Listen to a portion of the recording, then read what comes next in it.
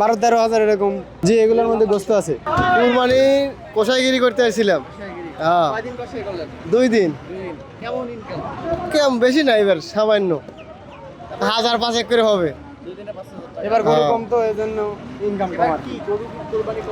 গরু কোরবানি কম, ইন্ডিয়ার গরু বাংলাদেশে আসে নাই, এর জন্য আমদানি কম, আমাদের কাজও কম। কতগুলো গরু নিয়েছিলেন আপনারা? আমরা কাজ পাইছিলাম 11টা গরু। কয়টা গরু পাচ্ছেন আপনারা?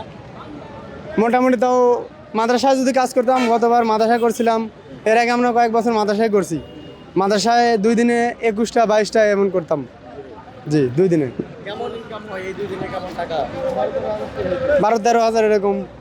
একজনের? জি এই যে গোস্ত নিয়ে যাচ্ছেন নাকি? জি, এগুলোর মধ্যে গোস্ত আছে। এগুলোতে গোস্ত আছে। বাড়িতে খাওয়ার লেগে কিছু গোস্ত কিভাবে নিয়ে যাচ্ছেন?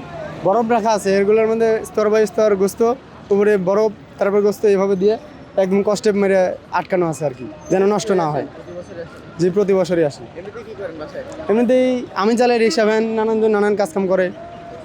এই যে একদিনের 2 দিনের জন্য কষাই হয়ে যান, কিন্তু জি। ছুটি থাকে, হাতটা কেটে যায় অনেক জায়গায়। হ্যাঁ, অনেক ক্ষয়ক্ষতি হয়ই তো, অ্যাক্সিডেন্ট হয়ে যায়, কিন্তু কি করার, কাজ করতে তো হবেই, ইনকাম না করলে তো আর হবে না। ভালো লাগে সবাই মিলে। ভালো লাগে, অনেক সবাই মিলে আসি, এটা একটা আনন্দ, এটার একটা লজিক আছে যে সবাই মিলে আসে, এটা একটা আনন্দের বিষয় আছে। তারপরে আসি, প্রতিবারই আসি, মনে চায় যে টাকাও ইনকাম হয়, বেড়ানো হয়, এরকম আর কি।